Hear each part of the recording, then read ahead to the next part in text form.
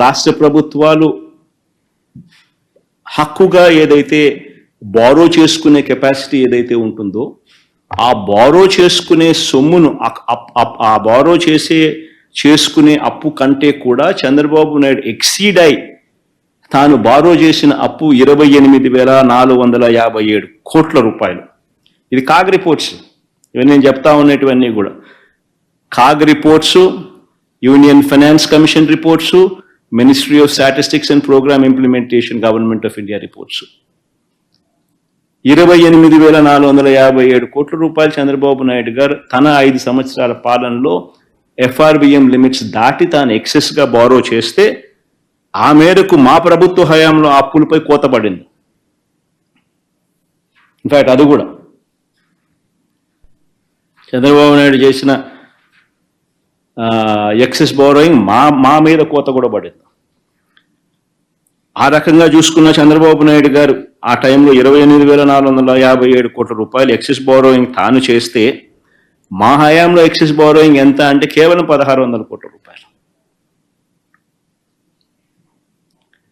So నేను అడుగుతా ఉన్నది ఒకటి, ఎవరు ఆర్థిక విధ్వంసకారుడో చెప్పడానికి ఈ డేటా అంతా కూడా కనిపిస్తూ ఉంది. ఎవరు క్రమశిక్షణతో నడిచారు, రాష్ట్ర ప్రభుత్వాన్ని నడిపించారు అని చెప్పడానికి ఈ డేటా అంతా కూడా చూస్తే ఎవరికైనా అర్థమవుతుంది. ఈ మనిషి ఇప్పుడు సూపర్ 6లు, సూపర్ 6లు, సూపర్ 7లు ఇవన్నీ కూడా ఎగ్గొట్టడానికి ఈ మనిషి ఒక భూతం ఉన్నట్టుగా ప్రచారం చేసే కార్యక్రమాలు చేస్తూ ఉన్నాడు. వాస్తవం చెప్పాలనంటే చంద్రబాబు నాయుడు గారి హయాంలో కోవిడ్ లాంటి మహమ్మారి ఎప్పుడూ లేదు. 2 సంవత్సరాలు కోవిడ్ లాంటి మహమ్మారి వైఎస్ఆర్సీపీ ప్రభుత్వం అధికారంలోకి వచ్చిన తర్వాత మా ప్రభుత్వం హయాంలో కోవిడ్ లాంటి మహమ్మారిని చూసాం. ఎప్పుడు చూడాల. రాష్ట్రానికి సంబంధించిన వనరులు తగ్గిపోయిన పరిస్థితి, అనుకోని ఖర్చులు పెరిగిన పరిస్థితులు, ఒక విచిత్రమైన పరిస్థితి దేశంలో కాదు ప్రపంచంలోనే ఎప్పుడు చూడని కోవిడ్ లాంటి మహమ్మారి 2 సంవత్సరాలు రాష్ట్రాన్ని బట్టి పీడించింది, దేశాన్ని బట్టి పీడించింది, ప్రపంచాన్ని బట్టి పీడించింది. అయినప్పటికీ కూడా చంద్రబాబు నాయుడు గారి హయాంలో వర్సెస్ వైఎస్ఆర్సీపీ హయాంలో అప్పులు ఎవరు ఎక్కువ చేశారు, ఎవరి హయాంలో అప్పులు ఎక్కువ అయ్యాయి అని చెప్పి చూస్తే చంద్రబాబు నాయుడు గారి హయాంలో చంద్రబాబు నాయుడు గారు అధికారంలోకి వచ్చే నాటికి 1,32,000 కోట్ల అప్పు ఉంటే ఆయన దిగిపోయే నాటికి 3,13,000 కోట్ల రూపాయల అప్పులు తెగాయనంటే కంపౌండెడ్ యాన్యువల్ గ్రోత్ రేటు ఆయన హయాంలో 19.54%. కంపౌండెడ్ యాన్యువల్ గ్రోత్ రేట్ అంటే వార్షిక అప్పుల వృద్ధి రేటు. అదే మా హయాంలోకి వచ్చేసరికి మా 5 సంవత్సరాల్లో 3,13,000 కోట్ల రూపాయల నుంచి 6,46,000 కోట్లకు మా హయాంలో అప్పులు పెరిగాయి అని అంటే కంపౌండెడ్ యాన్యువల్ గ్రోత్ రేట్ 15.61%. అంటే చంద్రబాబు నాయుడు గారి కంటే 4% అప్పులు తక్కువ మా హయాంలో జరిగినట్టుగా లెక్కలు క్లియర్గా కనిపిస్తూ ఉన్నాయి. అంటే ఎవరు ఆర్థిక విధ్వంసకారుడు అన్నదానికి ఇవన్నీ లెక్కలే సాక్ష్యం. నేను అడుగుతా ఉన్నది ఒకటి, ఈ 6,46,000 కోట్లకు నాన్ గ్యారంటీ అంటే గవర్నమెంట్కి అసలు మామూలుగా అయితే ఇది బడ్జెట్లోకి కూడా రాదు.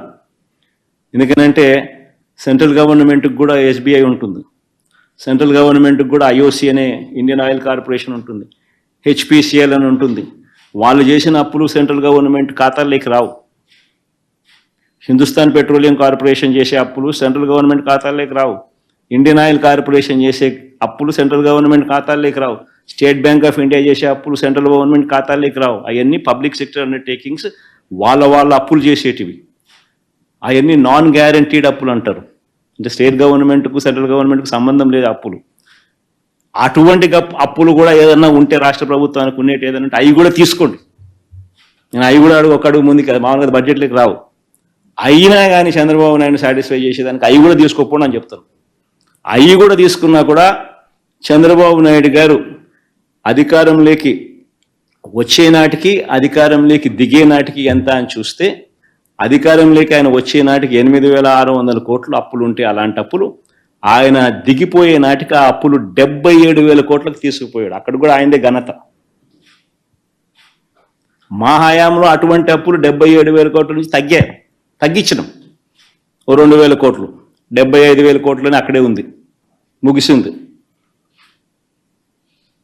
అంటే ఆయన హయాంలో 54.98% compounded annual growth rate non guaranteed అప్పులు పెరిగిన శాతం. మా హయాంలో అది తగ్గింది -0.48%, -0.48%. టోటల్గా ఆ అప్పులు అంటే టోటల్గా గవర్నమెంట్ అప్పులు, గ్యారంటీడ్ అప్పులు, నాన్ గ్యారంటీ అప్పులు ఆఫ్ ది గవర్నమెంట్ కూడా కలుపుకుంటే మొత్తానికి రాష్ట్రానికి సంబంధించిన అప్పులు ఎంత ఉన్నాయని చెప్పి చూస్తే చంద్రబాబు నాయుడు గారు అధికారంలోకి రాకమునుపు 1,40,000 కోట్లు ఉంటే అది కాస్త చంద్రబాబు నాయుడు దిగిపోయే నాటికి 3,90,000 కోట్ల రూపాయలకు ఎగబాకింది. అంటే ఆయన హయాంలో వార్షిక అంటే కంపౌండెడ్ యాన్యువల్ గ్రోత్ రేటు, వార్షిక అప్పుల వృద్ధి రేటు 22.63%. అయితే మా హయాంలోకి వచ్చేసరికి 3,90,000, 7,21,000 ఎగబాకింది అని అంటే కంపౌండెడ్ యాన్యువల్ గ్రోత్ రేట్ కేవలం 13.57%. ఆలోచన చేయమని అడుగుతా ఉన్న రాష్ట్ర ప్రజలందరికీ కూడా, ఎవరు ఆర్థిక విధ్వంసకారుడో ఈ లెక్కలు చూస్తే ఎవరికైనా కూడా ఇట్టే అర్థమవుతుంది.